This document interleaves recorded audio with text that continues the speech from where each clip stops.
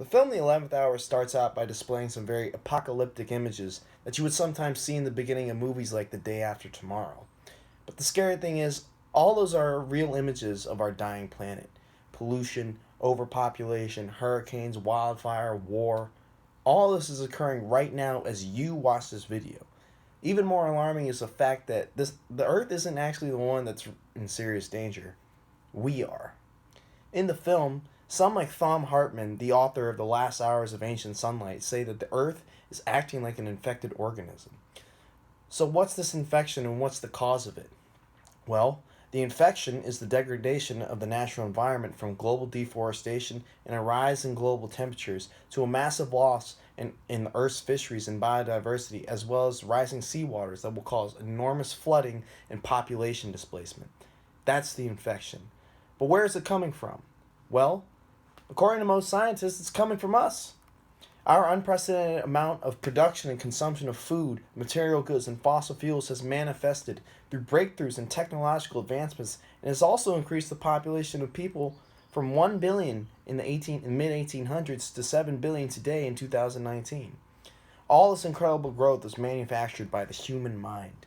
In the video, geographer Jared Diamond is quoted as saying that human beings are the third chimpanzee because of our primitive ape-like impulses that's accompanied with our extraordinary brains that have not only allowed us to survive harsh environments, but also to seemingly conquer these harsh environments.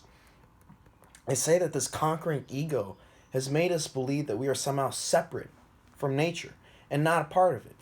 Psychologist James Hillman said that this notion itself is a thinking disorder, and Reverend James Parks Morton agrees, saying that we are completely living in disharmony with our planet.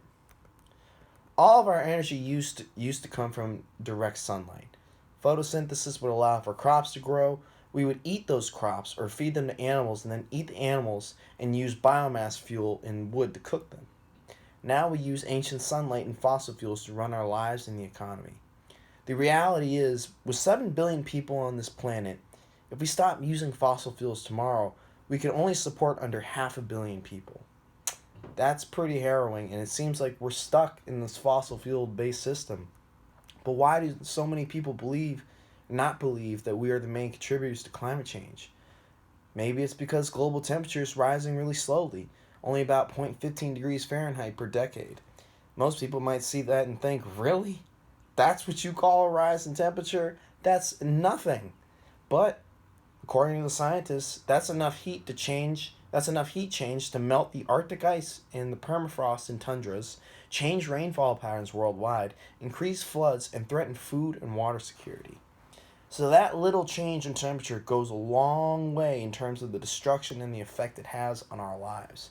Even former CIA Director James Woolsey acknowledges the national security issues this will create with the millions of displaced people seeking refuge in the U.S.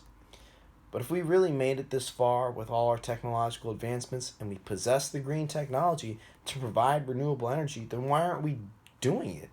Well, the problem is that many oil corporations like Shell and Exxon Mobil don't want us to transition to clean energy because it's a threat to their profit margins.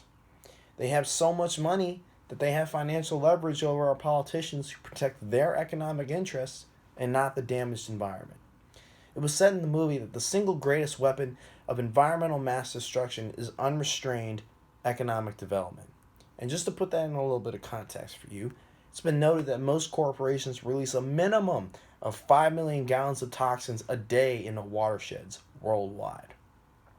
But it's not just corporations that are part of this pollution problem. It's the average person too. It's you and I. The point that this movie was really trying to make is not that consumption is bad, we have to live off the earth and its resources, but that our consumption habits are way out of whack with the environment. If we change some of our everyday consumption habits, corporations will follow suit. If we demand to drive green energy cars and live off of wind and solar and hydropower, companies will recognize our demands and give it to us. We also can change habits at home, like flushing the toilets less, taking shorter showers, eating more locally produced food, biking, walking, and taking public transit to work more. We can also keep educating ourselves on how to live more sustainably in order for our future on this planet to be legitimate.